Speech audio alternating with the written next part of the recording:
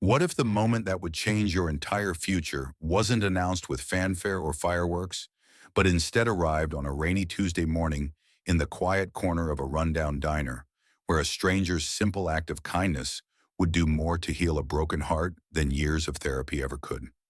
This is a story of how a single father, wealthy, powerful, and emotionally shut down, learned that sometimes the greatest acts of love come from people society often overlooks, and how a quiet waitress with a heavy past helped a little girl learn how to smile again one spoonful at a time.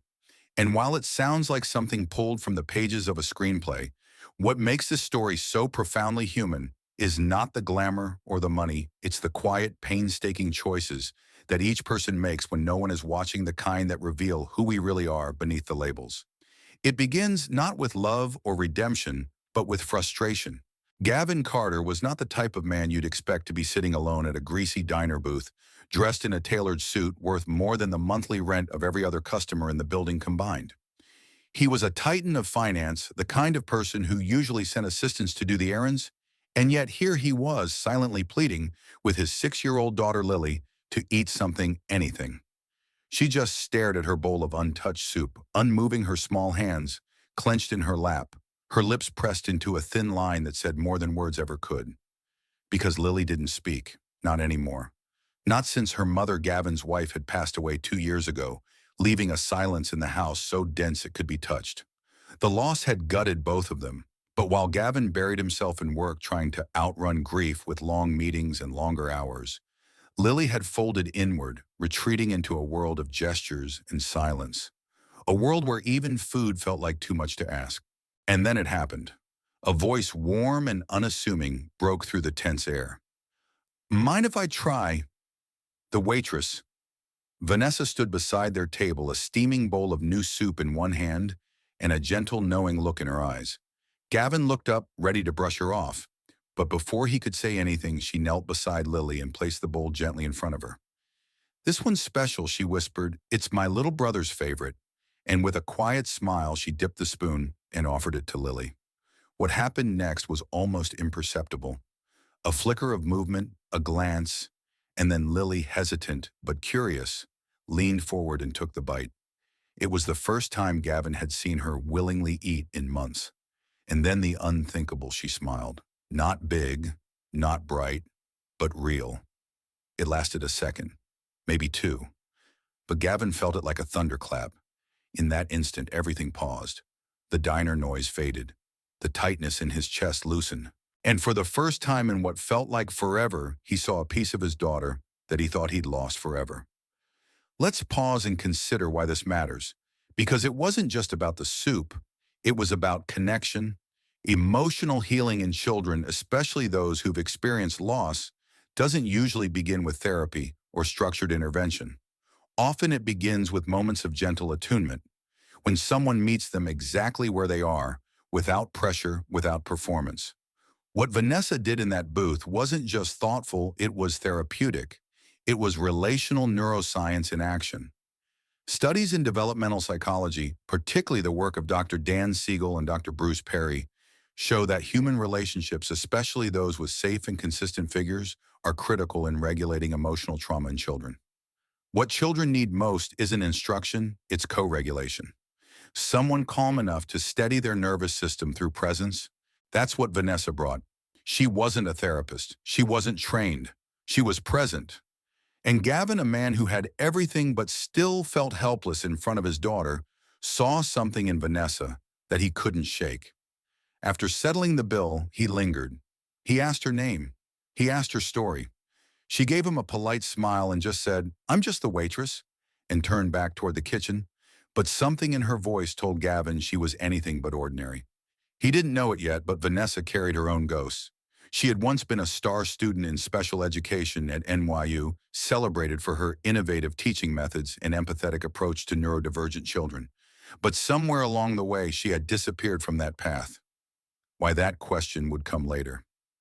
For now, all Gavin could think about was Lily's smile and the woman who had coaxed it out of her with a bowl of soup and a little patience. He returned to the diner the next day, and the next. Not always with Lily, sometimes just alone. Sometimes just to watch. Vanessa didn't seem surprised. She treated him no differently than the truckers, the elderly regulars, the exhausted young mothers who made up the rest of her clientele. But Gavin noticed everything. The way she crouched down to talk to kids eye to eye. The way she handled difficult customers with grace. The way she instinctively moved toward anyone who looked lost or broken. After a week, he made her an offer. "I'd like to hire you," he said, "as a caregiver for Lily." Vanessa froze. Her eyes, usually so open, shuttered. "I'm not looking for charity," she said flatly. Gavin assured her it wasn't that. He needed someone who could reach his daughter, and clearly she could. Vanessa didn't argue, but she didn't accept either. Instead, she gave a quiet, "I'll think about it," and walked away. That night, Gavin's mind raced. He had hired experts, tutors, therapists. None had made a dent.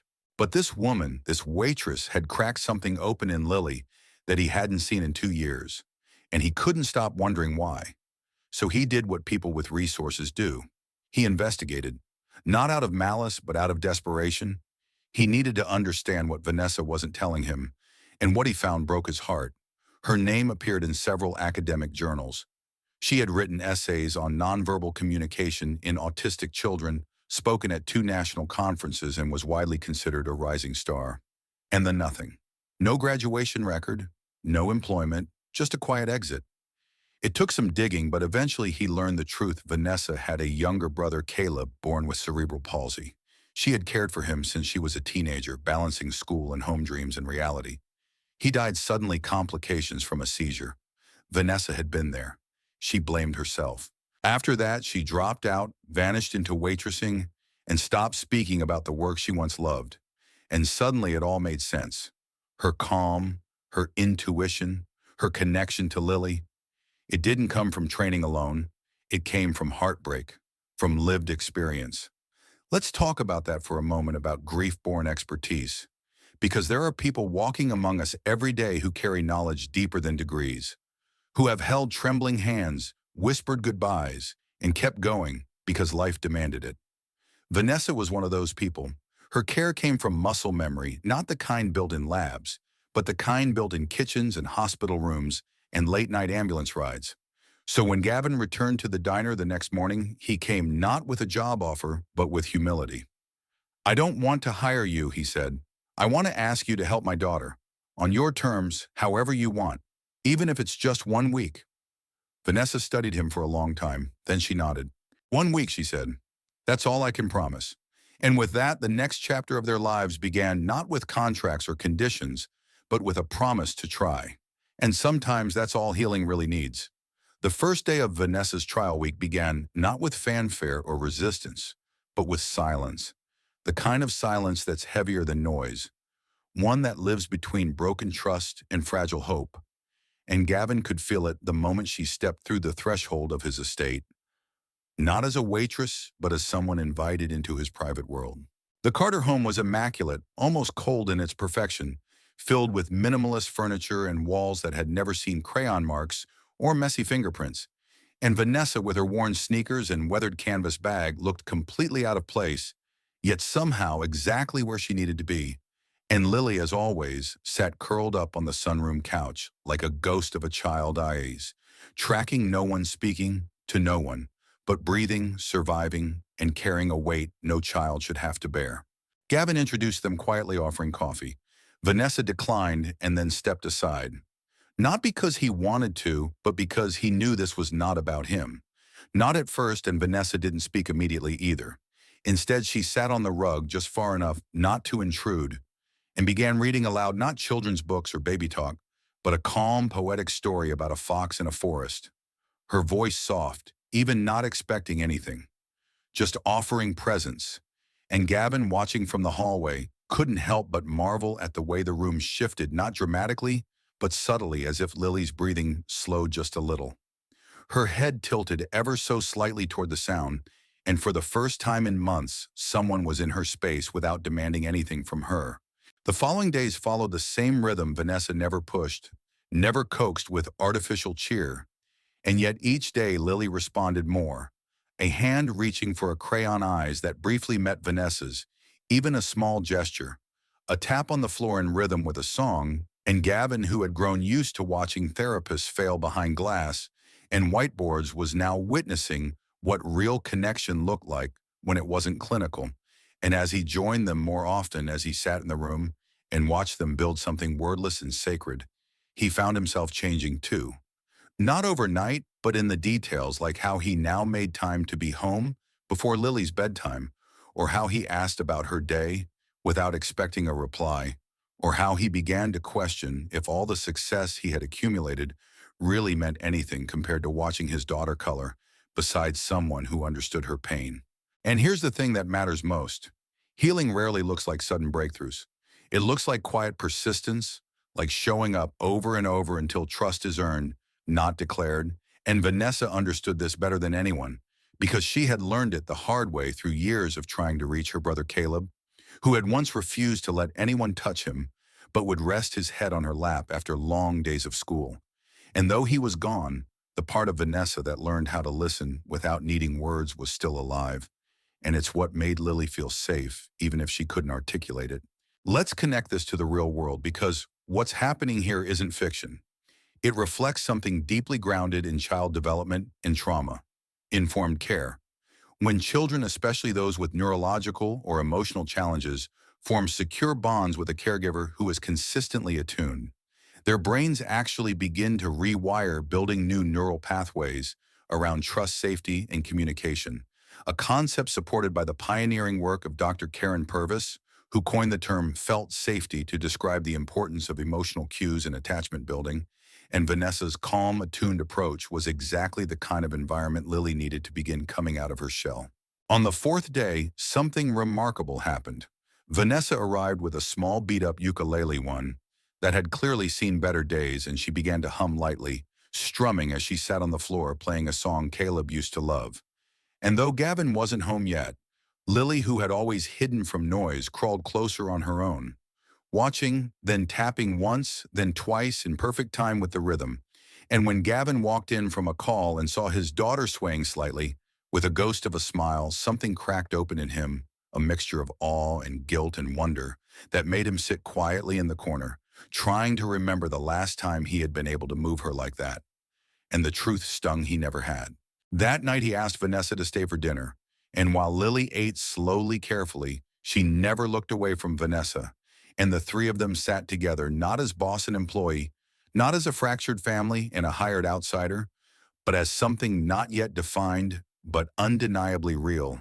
And after Lily fell asleep without the usual struggle, Gavin and Vanessa shared a moment in the kitchen, just sipping tea, leaning against the counter, not speaking much, but when their eyes met, the silence between them felt different, not empty, but full. And still nothing was said because some feelings need space to breathe before they can be named, and both of them had known loss deeply enough to respect that. The next day brought a new shift. Vanessa encouraged Gavin to join in the morning routine, something he'd rarely done, and at first he stumbled, unsure how to respond when Lily turned her head away awkward with the toothbrush. Too loud when reading, but Vanessa coached him gently, never criticizing, only guiding. And by the end of the session, Lily had reached for his hand, not in full trust, but in recognition. And Gavin, usually composed, nearly broke down from the weight of that simple gesture. Later, he found himself telling Vanessa about his wife, how she had been the calm to his storm, how she had once dreamed of being a writer, how her death had left him not just widowed, but emptied. And Vanessa listened without interruption, her eyes soft but steady. And when he finished, he said, "I never knew how to be a father on my own," to which she quietly replied, "You're not on your own anymore." That night, as he stood outside Lily's door watching her sleep, he realized the truth of that statement, that Vanessa had quietly become a part of their lives in a way he hadn't planned, but couldn't deny. And it wasn't just about Lily anymore. It was about all of them. But just as the story seemed to turn toward healing, a new tension began to form, not from conflict, but from fear, the kind that grows when something starts to matter too much. One evening, as the three of them played a quiet board game by the fire, Lily giggling softly as Gavin fumbled the pieces, a storm rumbled outside and the lights flickered, and in the brief darkness, Gavin instinctively reached for Vanessa's hand. She didn't pull away, not at first. But when the lights came back on, she stood abruptly, excused herself, and left the room without explanation. and Gavin, confused and concerned, followed her to the hallway, where she stood with her back to him, shoulders tense. "I can't," she said, her voice barely audible. "I can't be this close. Not again." And when he asked why, she turned, eyes filled with tears, and said, "Because the last time I loved someone like this, I lost him, and I still don't know if I'll ever forgive myself." It was Caleb she was talking about, of course, but it was also them, this fragile, unexpected thing they were building. And Gavin, to his credit, didn't push. He just nodded. "Then let's take it slow," he said. "As slow as you need." But inside he was terrified, because he had finally started feeling alive again, and now the fear of losing, that was almost too much to bear. Still, they continued. The week ended, and Vanessa agreed to stay longer, unofficially, without contracts, just a mutual understanding that what they were doing wasn't about obligation anymore. It was about choice. But the balance was delicate, and both of them knew it. Because when something begins in brokenness, it takes courage not just to build, but to believe. The strange thing about closeness is that it can feel scarier than distance. Because once your heart has been broken, letting someone in again isn't just an act of courage, it's an act of surrender. And that's exactly what terrified Vanessa the most. Not Gavin's feelings or Lily's progress, but the way she had started imagining a future she didn't believe she deserved. And so she did what so many people do when love feels too close. She ran, not dramatically, not with a slammed door, or shouted goodbye, but quietly, the way leaves fall from trees in the wind, unnoticed until you realize the branches are bare. And Gavin didn't chase her at first, because he respected her boundaries. But inside he felt something unraveling, like he had been given a glimpse of something precious, only to watch it slip away. And the worst part wasn't losing her. It was watching Lily slowly return to silence, the way her eyes dimmed again, the way her shoulders slumped, the way she refused food for 2 days after Vanessa left. And it became painfully clear that this woman hadn't just helped Lily, she had become a vital part of her emotional scaffolding, and now that support had been yanked away. Gavin called, left messages, even showed up at the diner.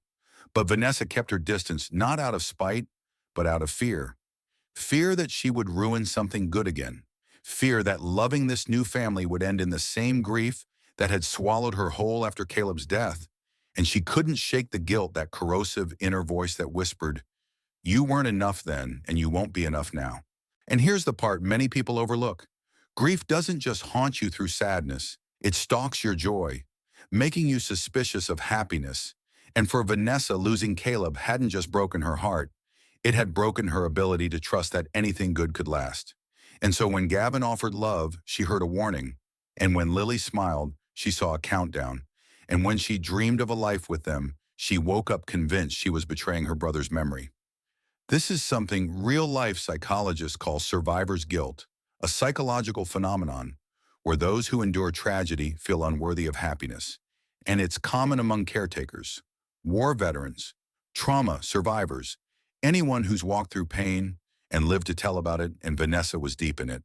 Meanwhile, Gavin, normally composed and pragmatic, found himself unraveling in new ways, not through outbursts, but through silence, standing longer at Lily's doorway, staring blankly at files, skipping meetings, replaying old voicemails from Vanessa, wondering if he should have done something differently, if he'd asked for too much too soon, if perhaps he'd mistaken gratitude for love. But deep down, he knew the truth. What they had was real, but real doesn't always mean easy. And real love, the kind that helps you rebuild, is often the most terrifying of all. Then one evening, everything changed. It wasn't dramatic, just another quiet night with Lily refusing dinner again. Gavin trying to stay calm, offering her soup she wouldn't touch. And then, out of nowhere, Lily reached toward the chair beside her, Vanessa's chair, the one she always used, and tapped the seat twice. Gavin froze. His heart clenched. It wasn't a tantrum. It wasn't regression. It was longing, recognition, a request. His daughter, still nonverbal, was asking where Vanessa was. And in that moment, Gavin realized he wasn't the only one who missed her. Lily did too, and maybe, just maybe, Vanessa needed to be reminded of that. So he made a decision. The next day, he bundled Lily in her coat, drove through the city traffic, and returned to the diner, the place where it had all begun, the place where Lily had first smiled again. The bell over the door chimed as they entered, and Vanessa, behind the counter, looked up and froze. She hadn't seen them in over a week, but her expression said everything. Shock, guilt, a flash of hope, and then unmistakably fear. Gavin didn't speak at first. He let Lily walk, wobbly but determined, over to the stool where she had first eaten soup, and then Lily did something she hadn't done in weeks. She reached for a spoon, looked at Vanessa, and waited. No words. Just trust. Just hope. Vanessa's hand trembled as she approached. She knelt down eye level with Lily, tears already forming, and whispered, "I missed you." Lily didn't reply, but she placed her tiny hand over Vanessa's and nodded slow, deliberate whole. Gavin stepped closer. "You told me once you couldn't be this close again," he said softly, "but you already are, and so are we." Vanessa didn't respond immediately because her heart was pounding so loudly she could barely breathe. But this time, instead of running, she stayed. She sat with them. She laughed a little. She cried a lot. And when the diner emptied out and the neon signs flickered, Gavin finally spoke the words he'd held in for too long. "I don't want a nanny. I don't want a helper. I want you. You changed our lives, not just Lily's, mine too. I fell in love with you, Vanessa. And if you'll let me, I want to build something real with both of you." Vanessa looked at him, eyes full of unshed tears, and for once she didn't push it away. She let it in. She let them in. And as Lily reached for her hand again, the three of them sat there no longer as strangers bound by grief, but as something new, something fragile and beautiful, a family in the making. Let's pause to reflect on why this arc matters, not just in fiction, but in life. So many people carry the false belief that trauma disqualifies them from love, that their broken parts make them unworthy of joy. But stories like this remind us that love doesn't require you to be whole. It requires you to be willing. Willing to show up. Willing to stay. Willing to try again. Vanessa's return didn't erase her pain. It honored it. And Gavin's confession wasn't about rescuing her. It was about recognizing her. That distinction is everything. In real-life relationships, especially those involving caregivers, single parents, and trauma survivors, healing love often looks like the slow, imperfect patient and deeply rooted in respect. It's not about fixing someone. It's about accepting all of them, their past, their fear, their hesitation, and showing them that love doesn't have to be earned through suffering. It can be given freely and received when you're ready. As they drove home that night, Lily fell asleep in the back seat, and Vanessa, riding shotgun, reached over and placed her hand on Gavin's.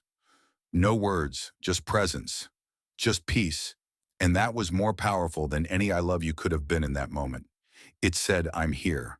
And sometimes that's all we need.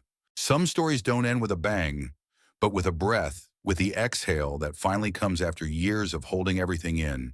And that's exactly how it felt in the Carter home. Weeks after Vanessa returned, not as a guest or a hired hand, but as something more permanent, more trusted, more beloved. Because while the world outside still turned with all its pressure and noise, inside those walls, something had shifted. There was laughter again, small and infrequent, but real. There were shared breakfasts, storybooks by candlelight, and quiet glances filled with all the words they didn't need to say. And while Lily still didn't speak, she had become more alive than ever, engaging in new ways, expressing herself with colors, tapping out rhythms on the floor, building routines around moments with Vanessa and Gavin that felt in their own quiet way like rituals of belonging. Gavin had stopped questioning what their bond meant. He simply lived it. He spent less time in the boardroom and more in the garden, pushing Lily's wheelchair across the grass, while Vanessa read nearby. And it wasn't just about parenting anymore. It was about presence, about building a new version of life, where love wasn't based on duty or desperation, but on daily choices to stay, to support, and to show up. But Vanessa still carried a quiet fear, the fear that something would take this away again, that one moment of joy would be followed by tragedy. And it wasn't until the anniversary of Caleb's passing that those feelings erupted, not in chaos, but in silence. She spent the day cleaning Lily's room, avoiding eye contact, humming old songs under her breath, and Gavin, noticing her withdrawal, approached her slowly that evening, offering a cup of tea. "You're not alone today," he said gently. And that was all it took. Tears she didn't even realize she had been holding began to fall, and she finally let herself be comforted, not as a caregiver or protector, but as someone who needed to be held. That night after Lily had fallen asleep, Gavin brought her out to the patio, where the stars hung low in the sky. And there beneath the quiet of the cosmos, he knelt not in some grand display, but in a simple reverent moment, and opened a small velvet box. Inside was a ring, nothing overly flashy, but elegant and timeless, a silver band with a single sapphire deep blue, like the first dress she had worn when they met. "You once told me you were afraid to be loved again," he said. "I'm asking you to let me keep loving you anyway." Vanessa didn't answer with words. She stepped forward and kissed him, full of gratitude, full of grief, full of something new, peace. They didn't rush the wedding. It wasn't a spectacle, it was a celebration of healing, held in the garden with Lily seated proudly between them, wearing a flower crown she had made herself with Vanessa's help. Guests were limited to those who mattered. The vows were handwritten. When Gavin promised never to run from the hard days and Vanessa vowed to choose joy, even when it scared her, there wasn't a dry eye in the garden. And afterward, while others danced and toasted, Lily pulled Vanessa aside, tugged on her dress, and for the first time in years whispered one word, "Mama." Vanessa froze. Gavin turned, having overheard. No one moved. And then she knelt, placed her hand over Lily's heart, and whispered back, "I love you too." That moment didn't just end the story, it rewrote every chapter that came before it, because it meant that healing had taken root, that love had done what love always does when it's patient and real. It restored what loss had taken. Now let's zoom out for a second, because while this is a fictional narrative, the emotional blueprint it follows is deeply grounded in the psychology of attachment, grief, and recovery. Research shows that secure emotional relationships, especially those formed in the wake of trauma, can quite literally rewire the brain's fear response, reduce cortisol levels, and increase feelings of trust, safety, and emotional resilience. It's the reason children who lose parents but are adopted into safe, loving homes can learn to smile again. It's why veterans suffering from PTSD often recover better when paired with trained emotional support dogs. It's why adults who grow up in chaos can still become gentle parents. Because healing doesn't erase pain, it makes space for it and teaches us how to live with it without being ruled by it. That's what this story is ultimately about. Not love in the cinematic sense, but love in the practical, sacred, slow-burning sense. The kind of love that stays through the mess, that returns even when it's scared, that believes that second chances aren't just possible, they're necessary. We see this reflected in real life all the time, like the story of Curtis and Alyssa, a widower and a grief counselor who met in a support group and ended up forming a new family, not because they were trying to replace anyone, but because they learned that love isn't a one-time gift. It renews. Or the story of Emma, a foster mother in Kansas, who adopted 3 siblings who had lost their biological parents, and in her words, learned to speak love again through their silence. Or James, a man who left his Wall Street job after his wife died to become a full-time volunteer at a children's hospital, where he later met a single mom with a son battling cancer and ended up building a new life around compassion and service. These aren't fairy tales. They're real stories of real people choosing connection when it would have been easier to stay isolated. Choosing love not because they forgot the past, but because they honored it. And that's what Gavin and Vanessa and Lily did. They honored the past by choosing a different future. So if you've made it this far in the story, here's what I want you to take with you. The idea that no matter what you've lost, no matter how broken you feel, you are not beyond love. And more importantly, someone out there may be waiting for your presence to change their life in a way neither of you sees coming. You don't have to be perfect. You just have to be willing. Because sometimes healing doesn't come through heroic gestures. It comes through soup at a diner, or a hand reached across a board game, or a child whispering, "Mama," when you least expect it. So whether you're Lily learning to trust again, or Gavin learning to feel again, or Vanessa learning to forgive yourself, your story isn't over. Not even close. And the next chapter may just begin with someone noticing that you're still here, still showing up, still ready to choose love one quiet moment at a time.